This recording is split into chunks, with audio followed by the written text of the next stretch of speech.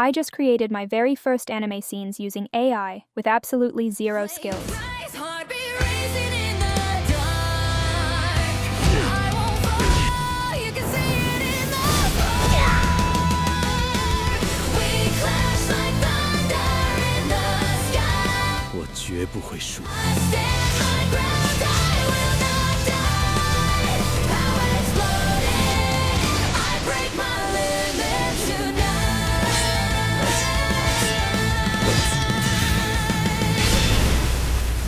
Everyone, Nova here, welcome back.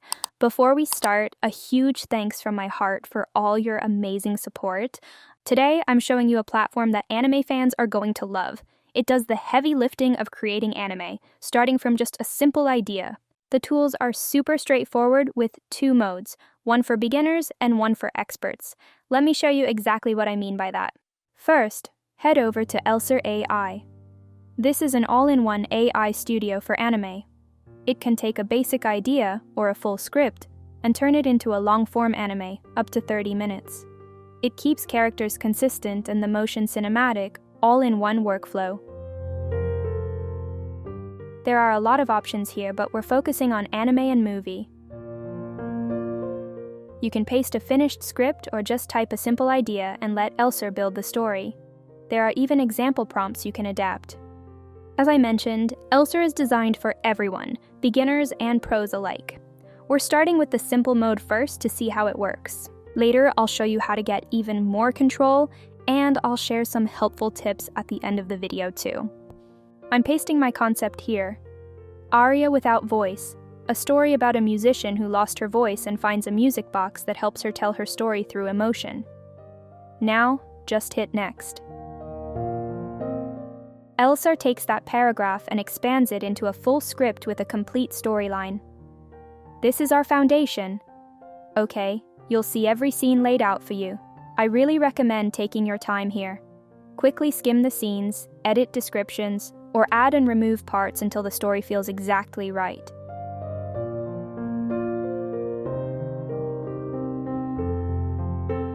Once you're happy, click Next. Now we have some settings to tweak. You can pick your aspect ratio and the image model. I usually go with Nanobanana Pro to get that high-quality look. I'll also set the shot duration and select the Japanese cinematic anime style before we move on. If you're unsure about a style, these visual previews show you exactly what to expect. Just browse through and pick the one that fits your vibe. Consistency is key for long-form anime. Saving these designs ensures your characters stay the same throughout the story. You can regenerate looks, use text prompts, or even upload references to lock everything in. I'll also assign their voice profiles now. Once everything looks and sounds right, just hit Next.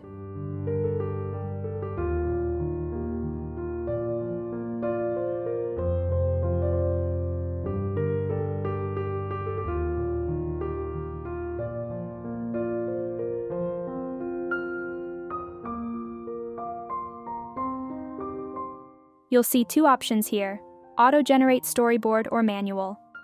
I'm choosing auto for now, but I'll show you the manual side later. Here is the storyboard Elser built for us. For each shot, you can edit the prompts for the image and the animation. You also have full camera settings, like shot size and movement, plus the option to add voice lines and lip sync. Let's try it on this first shot. Type the @ symbol in your prompt to select and lock your character. You'll want to do this every time they appear in a scene to keep that consistency we talked about. The camera settings are automatically set based on the story. Usually they're spot on, but you can always tweak them manually if you want a different angle. I'll leave these as they are.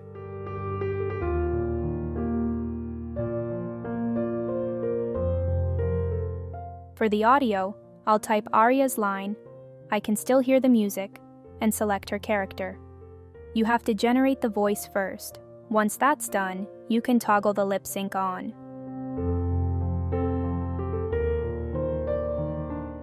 Now, for the video generation, I'm going to regenerate the first image to get it perfect. I'll stick mostly to the storyboard, Just remember to use that @ symbol in your video prompts too.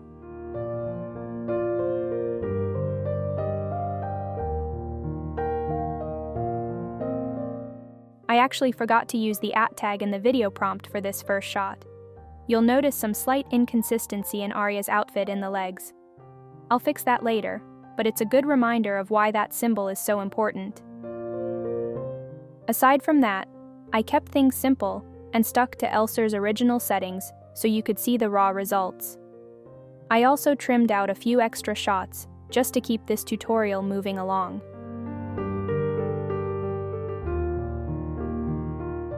Once the scenes look right, move into the Final Cut view.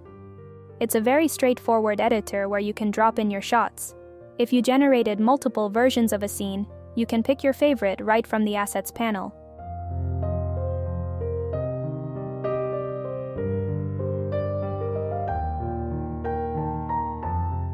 Now for the atmosphere, I'm adding a splash sound effect for the water here.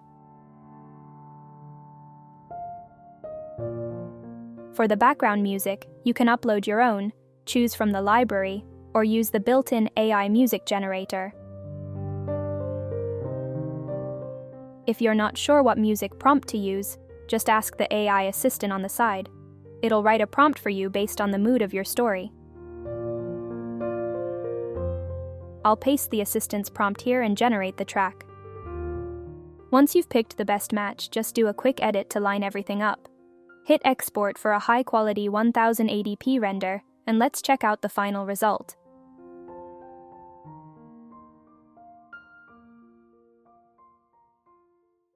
I can still hear the music.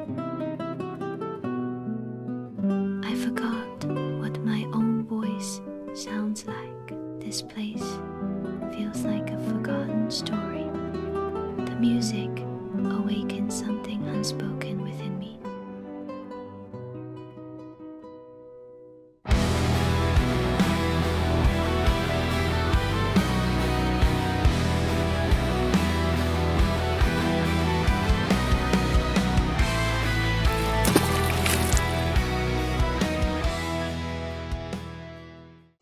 So, those are the results. What do you think? Let me know in the comments. Now, let's look at the manual options for even more control. Let's jump back in and I'll show you. This time I'm selecting Stick to Script and pasting my shots here. It's essentially an intense rooftop duel that moves from energy-charged combat to a quiet moment of mutual respect. Once the storyline is built, I'm going to go through and remove the ShotX labels from the beginning of each line. We only need the core description for the AI to follow. Everything else, the aspect ratio and style, stays exactly the same. I'll get the characters generated and saved, but we're clicking Manual Generate Storyboard this time. Manual mode is great because you generate scenes one by one. It's the best way to ensure every shot is perfect before moving on. I generated all these scenes manually. To do this, just click Storyboard Studio at the top right, and you'll see each shot laid out separately. In the right panel, you can pick specific image models or even upload a reference image alongside your prompt. For the video, you have 3 options: first and last frame, first frame, or text to video. Each has its own strengths, but for these action scenes, I'm sticking with Seedance Pro using the first frame method. You can also tweak your quality and length settings right here to make sure the final render is crisp.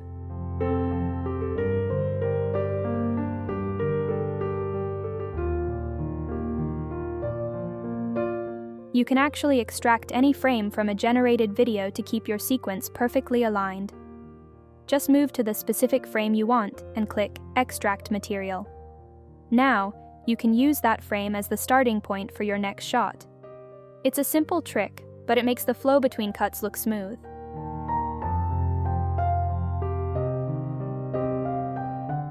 Finally, there's timeline prompting. This is how you manage multiple camera settings in a single shot. To get the best results, just follow a few simple rules. Describe the camera at the start, and only mention it again when the movement changes, like an arc left, exactly at the moment of impact. Just place the camera command directly in the timestamp where the action happens. It's simple, but it gives you total authority over the lens.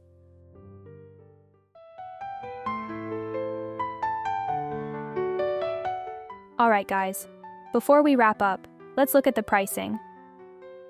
One thing that stands out is the cost efficiency here. It's quite a bit cheaper than traditional animation or other AI platforms for full video creation. You can also start for free. They let you generate one complete video to test the whole workflow. Okay guys, I've put the link in the description. If you give it a try, let me and the community know your thoughts. Thanks for hanging out today. Love you all, and I'll see you in the next one.